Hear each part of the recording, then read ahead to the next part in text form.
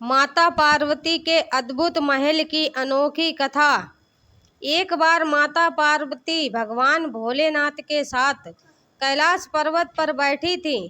तभी उनके मन में विचार आया कि सारे देवता सुंदर महलों में रहते हैं, जबकि मेरे पति तो देवों के देव महादेव हैं। फिर भी मैं इस कैलाश पर रहती हूँ। यहाँ ना तो कोई महल है, ना कोई आराम की वस्तु। ऐसा सोचकर माता पार्वती ने भोलेनाथ से कहा, स्वामी, सारे देवता महलों में रहते हैं, आप क्यों इस कैलाश पर वास करते हैं? आप भी हमारे लिए एक भवन बना लीजिए ताकि हम भी आराम से रह सकें। पार्वती के बात सुनकर भोलेनाथ थोड़ा मुस्कुराए और फिर बिना कुछ कहे ध्यान मग्न हो गए। माता पार्वती को भोलेनाथ का ये व्यवहार कुछ ठीक नहीं लगा, किंतु वो बिना कुछ कहे वहां से चली गईं। जब महादेव अपने ध्यान से निकले तो माता ने फिर से भोलेनाथ से कहा, हे प्रभु, मेरा भी मन है कि मैं अन्य देवताओं की भांति महल में रहूं। आप भी मेरे लिए एक भवन बनवा लीजिए। तब महादेव ने उनसे कहा, देवी, महल में रहना हम लोगों के लिए उचित नहीं है। किंतु माता पार्वती ने महादेव से हठपूर्वक कहा, प्रभु, आपको नहीं लगता है कि आपको भी महल में रहना चाहिए? आपका महल तो स्वर्ग में बने हुए इंद्र के महल से भी उत्तम और भव्य होना चाहिए। अब तो हमें महल बना लेना ही चाहिए।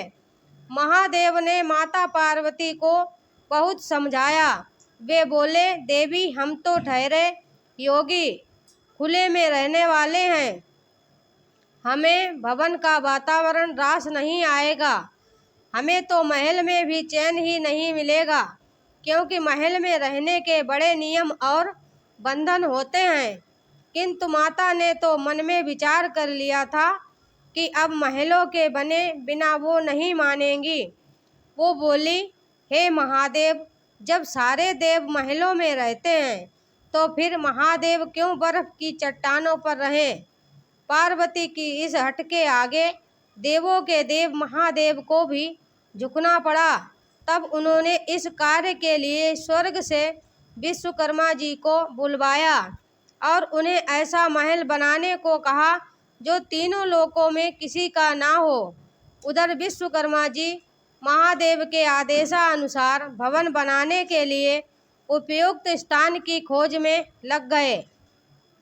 स्थान की खोज करते हुए उन्हें एक ऐसा स्थान दिखा जो चारों ओर से पानी से घिरा हुआ था और बीच में 3 सुंदर पहाड़ थे। वो पहाड़ पर तरह तरह के फूल और वनस्पति से ढके हुए थे। उस स्थान को देखकर विश्वकर्मा जी ने उसके बारे में माता पार्वती को बताया।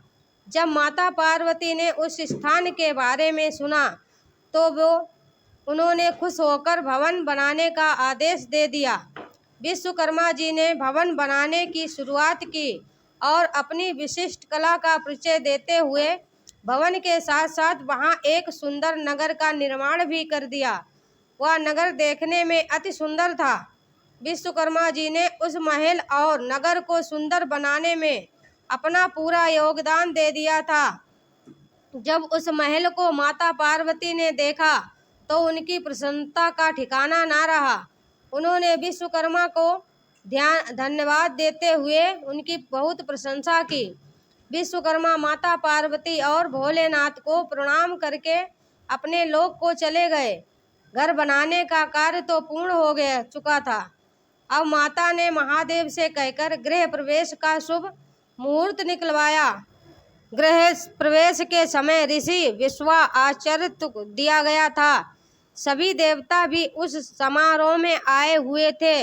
जिसने भी उस महल को देखा वही आश्चर्यचकित होकर उसकी प्रशंसा कर रहा था। वास्तव में वह भवन बना ही अद्भुत था। गृह प्रवेश विधि के पूर्ण होने के बाद महादेव ने आचार्य से दक्षिणा मांगने को कहा तो विश्वा ने मना कर दिया। वे बोले, प्रभु, क्या कोई भक्त अपने भगवान से कुछ मांगता है? ऐसा करके तो मैं पाप का भागी बन जाऊंगा। मुझे कोई दक्षिणा नहीं चाहिए। यह कहकर ऋषि विश्वा चले जाने लगे तो महादेव ने कहा, ऋषिवर, आपको दक्षिणा तो लेनी पड़ेगी। जब तक आचार्य को दक्षिणा न दी जाए तब तक कोई शुभ कार्य पूरा नहीं होता है। महादेव की माया ऋषि विश्वा का मन उस नए बने हुए नगर पर आ गया। बार बार आग्रह करने पर उन्होंने दक्षिणा के स्वरूप उन्होंने उस भवन सहित नगर को ही मांग लिया। ब्राह्मण को दक्षिणा के रूप में उसकी मुंह मांगी वस्तु दी जाती है, इसीलिए महादेव ने उस लंका को ऋषि विश्वा को दान कर दिया। महादेव के द्वारा अपने भवन को दान कर देने से माता पार्वती को क्रोध से भर उठी। उन्हें ऋषि की इस दृष्टा पर बड़ा क्रोध आ गया। उसी क्रोध में उन्होंने ऋषि विश्वा को श्राप दे दिया। वो बोली, तुम तो आचार्य कहलाने के लायक भी नहीं हो। महादेव की सरलता का लाभ उठाकर तुमने बड़ी कुटिलता से मेरी प्रिय महल को मांग लिया है। इसके लिए मैं तुम्हें श्राप देती हूँ कि महादेव का ही भक्त एक दिन उस महल को जलाकर राख कर देगा। उसके साथ ही तुम्हारे कुल का विनाश आरंभ हो जाएगा। पुराणों के अनुसार ऋषि विश्वा ने वो नगर अपने पुत्र कुबेर को दे दिया, लेकिन कुबेर को निकालकर लंका पर रावण ने अपना अधिकार कर लिया। त्रेता युग में शिव के अवतार हनुमान जी ने उस लंका को जला दिया और उसके बाद विश्वा के समूल कुल का विनाश श्री राम के द्वारा किया गया। उस कुल में एकमात्र विभीषण ही श्री राम की शरण में होने से बच पाए। बोलो श्री रामचंद्र की जय। हेलो दोस्तों, अगर मेरी वीडियो आपको पसंद आई हो तो लाइक कर दें और मेरे चैनल को सब्सक्राइब कर लें। मिलते हैं ऐसी एक नई वीडियो।